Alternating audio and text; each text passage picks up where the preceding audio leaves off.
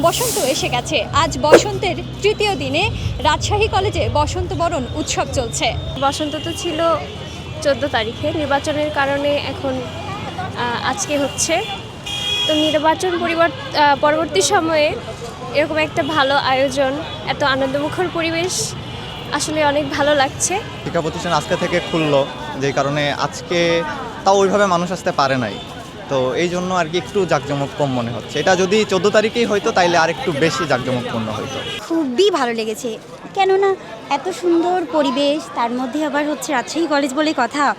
আর কি সুন্দর সবাই বিভিন্ন সাজে সেজে আছে, মানে নিজের কাছে অনেক ভালো লাগছে। পহেলা বৈশাখ আর ফাল্গুন এই দুটাই আমাদের নিজস্ব সংস্কৃতির একটা অংশ, যেখানে ধর্মমত নির্বিশেষে সবাই আমরা অংশগ্রহণ করি। আজকে এসে খুবই ভালো লাগছে, কারণ আমি এই কলেজের শিক্ষার্থী ছিলাম, প্লাস শিক্ষকও ছিলাম। আর এই অনুষ্ঠান প্রতি বছরই আমি আসার চেষ্টা করি। রাজশাহী কলেজ বাংলাদেশের একটি ঐতিহ্যবাহী স্বনামখ্যাত কলেজ, এবং এই কলেজের যেমন একদিকে শিক্ষাক্ষেত্রে এটি সারা বাংলাদেশের একটি অন্যতম কলেজ, একই রকমভাবে সাংস্কৃতিক পরিমণ্ডলেও কিন্তু রাজশাহী কলেজ সারা দেশের একটি অন্যতম শিক্ষাঙ্গন। তো আমাদের সকল অনুষ্ঠানই আমরা সাড়ম্বরে পালন করি, আর বসন্ত আমাদের একটি অত্যন্ত গুরুত্বপূর্ণ অনুষ্ঠান।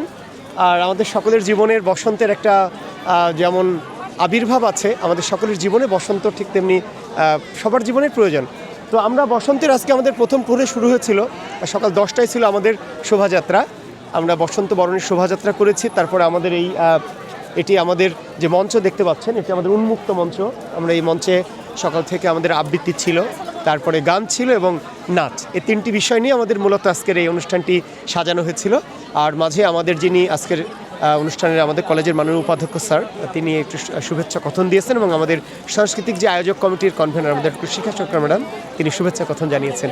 তো আসলে বসন্ত যে আসছে, শীতের একটা জড়তাকে আমরা মারিয়ে একটি নতুন সাজে সজ্জিত হয়ে হলুদের একটা আড়মোড়া ভেঙে আমরা জেগে উঠছি।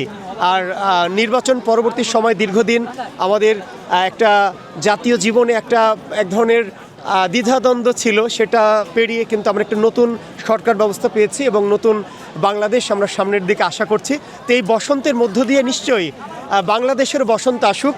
বাংলাদেশের সকল যে ক্ষয়িষ্ণুতা, জড়তা, জীর্ণতা, শীতের যে যুবথুবে ভাবটা কেটে নিশ্চয়ই বাংলাদেশে নতুন সরকারের নেতৃত্বে বাংলাদেশের সকল আপমর মানুষ জেগে উঠবে বসন্তের উল্লাসে। এই প্রত্যাশা রেখেই কিন্তু আজকের আমাদের আয়োজনটি ছিল। এই বসন্ত বরণ উৎসবে যেভাবে সমাগত হয়েছে, সেটার জন্য সবাইকে আবারও আন্তরিক ধন্যবাদ।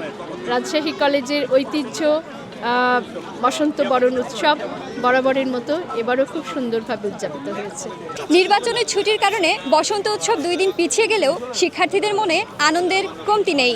নতুন বাংলাদেশ যেন বসন্তের রঙে রঙিন থাকে, এমনটাই প্রত্যাশা সকলের। তাসনিয়া খানম, স্কাই বাংলা, রাজশাহী।